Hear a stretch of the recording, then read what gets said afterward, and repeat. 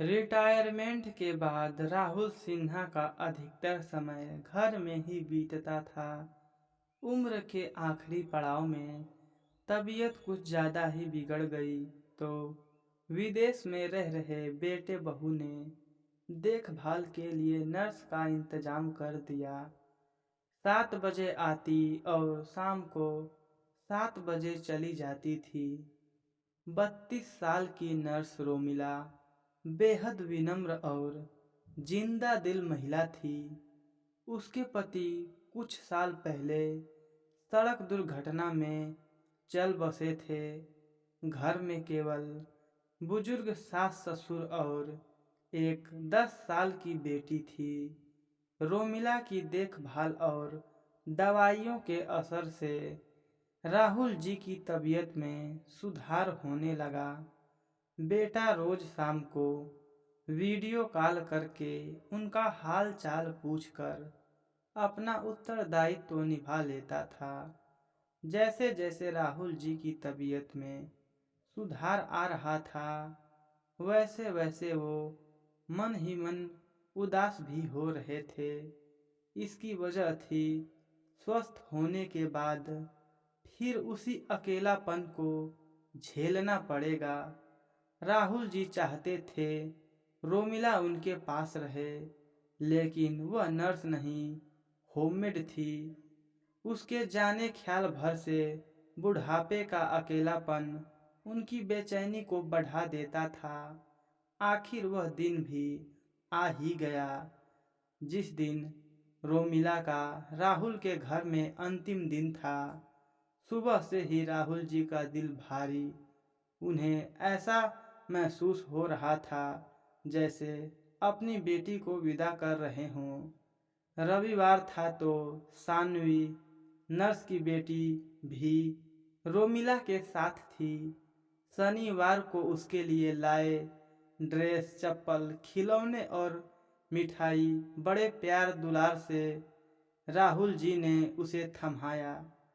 सान्वी झिझकी और अपनी मम्मी की तरफ देखा। मम्मी की नज़रों से हाँ का इशारा मिलते ही उसने सामान ले लिया। इसमें क्या है अंकल जी? रोमिला ने पूछा। तुम्हारे लिए सूट, राहुल जी ने कहा। लेकिन अंकल जी, इसकी क्या ज़रूरत थी?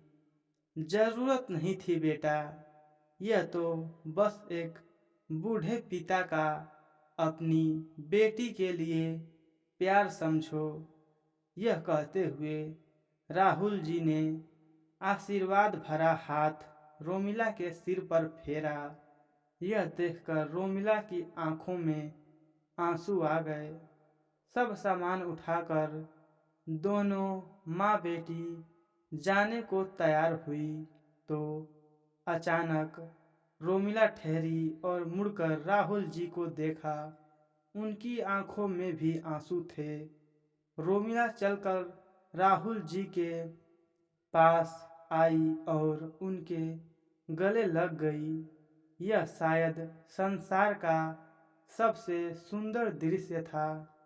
रोमिला ने अपने पर्स से अपना कार्ड निकाला और राहुल जी को देते हुए कहा, अंकल जी, बीमार वृद्धों की देखभाल करना मेरी जॉब है। किसी हॉस्पिटल में नौकरी करने की बजाय बुजुर्गों की देखभाल करके मैं अधिक पैसे कमा लेती हूँ। इस नौकरी से मुझे दो फायदे हुए हैं।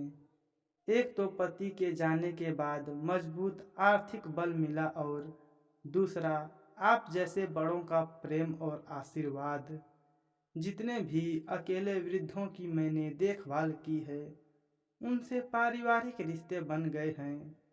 सभी सुबह सुबह अपने अपने जरूरी काम निपटाकर मेरे घर आ जाते हैं और आपस में खूब हंसी मजाक बातें करके पूरा दिन बिताकर शाम को चले जाते हैं।